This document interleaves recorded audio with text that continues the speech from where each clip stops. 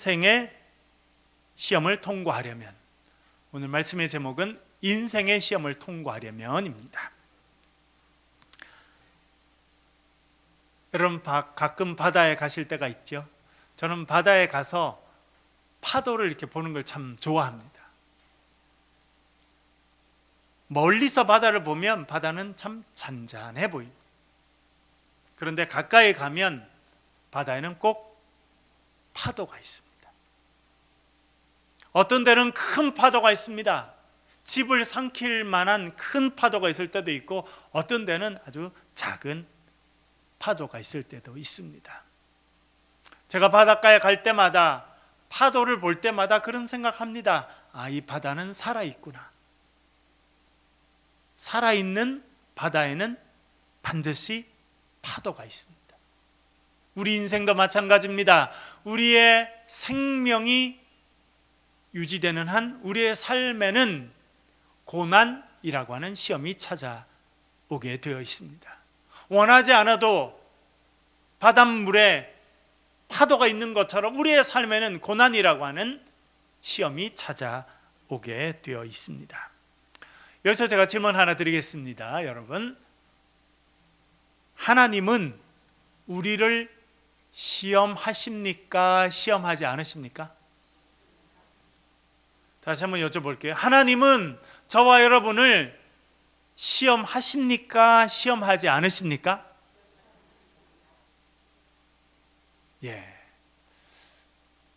성경은 어떻게 말씀하시는지 보겠습니다. 야고보서 1장 13절입니다. 같이 읽겠습니다. 야고보 1장 13절 같이 읽어보겠습니다. 시작. 사람이 시험을 받을 때에 내가 하나님께 시험을 받는다 하지 말지니 하나님은 악에게 시험을 받지도 아니하시고 친히 아무도 시험하지 아니하시느니라. 아멘. 뭐라고 써 있습니까? 이 야고보서 1장 13절 제일 마지막에 뭐라고 써 있습니까? 친히 아무도 시험하지 아니하시느니라. 그러니까 하나님이 시험을 하신다는 겁니까? 시험을 안 하신다는 겁니까? 근데 아까 하신다고 말씀하시는 분들은 그럼 어떻게 하시겠어요? 그런 분들이 시험에 드신 건가요? 창세기의 말씀 한번 읽어보겠습니다. 창세기 22장 1절입니다. 같이 읽겠습니다. 시작. 그 일 후에 하나님이 아브라함을 시험하시려고 그를 부르시되 아브라함아 하시니 그가 이르되 내가 여기 있나이다. 아멘. 하나님께서 아브라함을 부르셨습니다. 아브라함아, 아브라함아. 왜 부르셨다는 겁니까? 뭐 하시려고? 시험하시려고. 아니, 같은 성경인데 내용이 다르죠? 야고보는 뭐라 말합니까? 하나님이 친히 시험하시지 않는다. 그런데 창세기는 가니까 하나님이 아브라함을 부르셨는데 왜 부르셨다고 말씀합니까? 시험 보라고? 시험하시려고 부르셨다는 겁니다. 그러면 다시 여쭤볼게요. 하나님은 우리를 시험하십니까? 시험하지 않으십니까? 이제 대답을 안 하시는 분들이 많으시네요. 네. 그런데 같은 야고보 말씀인데 그 읽은 말씀 바로 앞에, 아까 읽었던 그 야고보서 말씀 바로 앞에는 또 이렇게 적혀 있습니다. 2절 3절 읽어볼게요. 같이 읽겠습니다. 시작. 네, 형제들아, 너희가 여러 가지 시험을 당하거든 온전히 기쁘게 여기라. 이는 3절도 읽어볼게요. 3절 읽어볼게요. 시작. 이는 너희 믿음의 시련이 인내를 만들어내는 줄 너희가 알미라. 아멘. 같은 야고보 사도가 똑같은 야고보 1장에서 여기서 뭐라고 그러냐면 너희가 여러 가지 시험을 당하거든 이라고 말하고 있습니다. 그것은 우리가 여러 가지 시험을 당한다, 그 이야기하고 있습니다. 그렇게 시험이 오면 하나님 왜 이러시는 건데요? 그렇게 하지 말고. 여러분 그런 적이 있습니까? 없습니까? 저는 해봤어요. 하나님 진짜 저한테 왜 이러세요? 그렇게 정말 해본 적이 있거든요. 그렇게 하지 말고 여러 가지 시험이 다가오거든 어떻게 여기라고 말합니까? 기쁘게 여기라, 기뻐하라는 겁니다. 할렐루야 하라는 거죠. 왜냐하면 너희의 믿음의 시련이 인내를 만들어내기 때문이다, 그렇게 말해주고 있습니다. 다시 한번 여쭤볼게요. 하나님은 우리를 시험하십니까? 시험하지 않으십니까? 시험 하십니다. 그런데 아까 야고보 1장은 시험하지 않으신다 이렇게 말씀했죠. 그러면 어떻게 이해해야 되느냐? 우리나라 말 성경, 우리말 성경에 시험이라고 번역되는 단어는 크게 두 가지 뜻을 가지고 있습니다. 하나는 유혹이라는 의미의 시험입니다. 유혹, 영어로 말하면 temptation이라고 말할 수 있겠습니다. 우리 주기도문에 이런 내용이 있습니다. 우리를 시험에 들게 하지 마시옵고. 여기서 시험이 유혹입니다. 하나님, 우리가 유혹에 빠지지 않게 도와주십시오. 유혹에 빠져서 허탄한 길로 가고 하나님 없는 길로 가지 않도록 도와주십시오라고 우리가 사실은 주기도문 할 때마다 그렇게 기도하고 있습니다. 이때 시험은 유혹의 의미의 시험입니다. 유혹에 빠지면 불행한 결과로 이어집니다. 학생들도 지금 기말고사를 보고 있는데 유혹에 빠져요. 어떤 유혹에 빠집니까? 제가 이번 학기도 대학원 학생들 수업을 했는데 제가 지난번 마지막 수업하면서 그랬어요. 여러분, 유혹에 빠지면 안 됩니다. 대학원 학생들이 마지막 이제 소논문을 써서 내는데 어떤 유혹에 빠질까요? 남의 거를 가져와서 내 것처럼 만들어서 내서 있어 보이려고 하는 유혹. 실력은 안 되는데 뭔가 탁 내면 와, 멋지게 썼다라고 하는 그런 유혹을 받습니다. 그래서 있어 보이려고 하는 그런 태도의 유혹에 넘어가면 안 된다, 제가 그렇게 이야기하였습니다. 하나님께서 친히 시험하지 않으신다라고 하는 말씀은 이런 의미의 시험인 것입니다. 하나님께서 우리를 유혹해서 우리를 악한 길로 인도하시지 않는다, 그렇게 말씀하고 있는 것입니다. 시험이라고 할 때는 유혹의 시험이라는 의미를 가지고 있습니다. 두 번째는 평가라고 하는 의미의 시험입니다. 영어로 말하면 테스트입니다. 테스트. 지난달에 저희 이게 우편화면 보니까 조그마한 편지가 하나 왔더라고요. 한국 교통 무슨 공사인가 이런 데서 왔어요. 그래서 딱 뜯어봤더니 자동차 점검 받으라고 하더라고요. 여러분들도 그런 거 받은 분 계시죠? 2년에 한 번씩 해야 됩니다. 그래서 제 차를 갖고 그 옆에 자동차 검사하는 데 갔어요. 그래서 키를 이제 검사하는 분한테 넘겨드리고 기다리라 그래서 이제 비용을 내고 기다렸어요. 그래서 아이고, 제 차가 좀 연식이 좀 꽤 됐는데 고치라고 하면 어떻게 하지 이렇게 생각하고 있었는데 그분이 들어오셔서 제가 그분 얼굴 많이 쳐다봤어요. 뭐라 말씀하실까 그랬더니 차가 꽤 오래됐는데 관리는 잘하셨네요. 합격입니다. 이렇게 대학 합격한 줄 알았어요. 저는 그때 시험은 검사인 거죠. 평가입니다. 평가로서의 시험이라고 하는 것이 있는 것입니다. 하나님께서 아브라함을 부르셨습니다. 아브라함아, 그를 시험하셨습니다. 이때 시험은 어떤 시험이라는 겁니까? 그를 평가하겠다는 것입니다. 네가 100살에 얻은 그 아들, 그 이삭을 나에게 번제로 바치라, 하나님 말씀하셨습니다. 하나님께서 직접 그를 시험하셨습니다. 그가 입술로만 믿음이 있는지, 안 그러면 정말 믿음이 있는지 하나님께서 시험하시고 그를 평가하셨다라고 하는 것입니다. 우리도 살면서 시험을 당할 때가 있습니다. 그런데 문제는 뭐냐면 이것이 유혹으로서의 시험인지 평가, 테스트로서의 시험인지를 알 수가 없다는 것. 알 수가 없어. 이게 하나님께서 나를 정말 평가하려고 하시는 건지, 안 그러면 내 욕심이 혹은 악한 존재가 나를 미혹해서 하나님부터 멀게 만들려고 나를 유혹하는 것인지 알 수가 없을 때가 많습니다. 그런데 재밌는 것은 시험이 끝마치면 금방 합니다. 아, 이거 유혹이었구나. 아, 이거는 테스트였구나. 알게 됩니다. 요셉이 열심히 일했는데 하루는 주인 마님이 부릅니다. 야, 나랑 동침하자. 그가 그 유혹을 물리치죠. 그 시험을 물리치게 됩니다. 그 이후로 그는 축복의 통로로 더 나아가게 됩니다. 테스트도 마찬가지입니다. 시작할 때는, 시험이 올 때는 이게 유혹의 시험인지 평가의 시험인지 알 수가 없어요. 그러나 끝마치면 금방 합니다. 야, 거기 넘어갔으면 내 나락으로 떨어질 뻔했구나. 하나님께 주시는 테스트로서의 시험을 잘 통과하면 하나님께서 아브라함이 뭐라 말씀하십니까? 네가 나를 온전히 의지하고 믿는 줄을 내가 알았다. 그렇게 말씀하시면서 그가 이제 믿음의 조상이 되는 것입니다.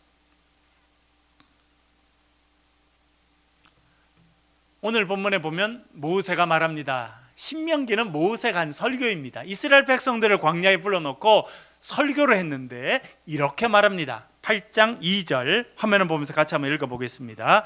같이 읽겠습니다. 시작. 내 하나님 여호와께서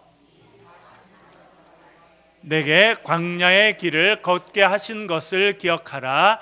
이는 너를 낮추시며 너를 시험하사 내 마음이 어떠한지 그 명령을 지키는지 지키지 않는지 알려 하심이라. 아멘. 지금 모세가 광야 40년을 다 지났습니다. 이제 요단강 동편에 섰습니다. 요단강을 건너서 약속의 땅으로 들어가기 바로 그 전에 백성들에게 말합니다. 지난 40년의 광야 생활은 하나님이 우리를 시험하신 것이다. 시험하신 것. 그러니까 모세는 지난 40년의 광야의 생활을 뭘로 지금 평가하고 있는 겁니까? 우리 인생에 다가오는 시험이다. 하나님께서 우리를 테스트해 보신 시간이었다. 그렇게 말해주고 있는 것입니다. 이 테스트를 잘 통과한 사람은 하나님께서 복을 주십니다. 약속의 땅에 들어가게 하시는 거예요. 우리 7절 8절 읽어보겠습니다. 8장 7절 8절 읽겠습니다. 시작. 내 하나님 여호와께서 너를 아름다운 땅에 이르게 하시나니 그곳은 골짜기든지 산지든지 시내와 분천과 샘이 흐르고 밀과 보리의 소산지요 호도와 무화과와 석류와 감람나무와 꿀의 소산지라. 아멘. 제가 이스라엘 땅 몇 번 가봤는데 가니까 아주 건조한 땅이더라고요. 여러분 요즘에도 가끔 이스라엘 뉴스가 나올 때 여러분 보이시죠? 산에 나무가 막 있고 이런 거는 우리 대한민국에는 그렇지 그게 안 그래요. 돌산입니다. 나무가 별로 없어. 건조합니다. 1년 내내 뜨거운 태양이 내려 미치는데 그래서 중요한 거는 물이 있는 겁니다. 물이 있으면 신기하게도 아무것도 없어 보이는 그게 생명체가 막 돋아나.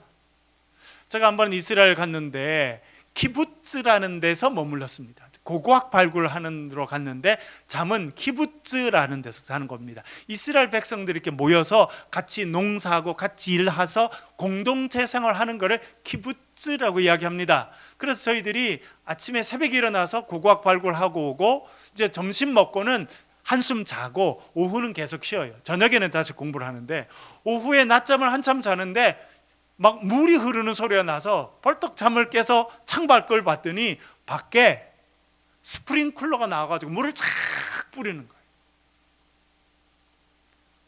건조한 땅인데 이 사람들이 땅에 스프링클러를 쫙 다 심어놔서 시간이 되면 그 스프링클러에서 물이 나와서 물을 뿜어내니까 농사도 잘 되고 포도도 나고 그렇게 하는 거구나. 제가 그때 알게 됐어요.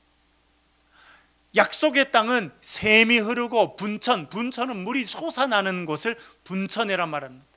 그런 곳이 있어서 포도가 나고 감람나무가 나고 너희들이 젖과 꿀이 흐르는 땅을 경험하게 될 것이다. 그렇게 말합니다.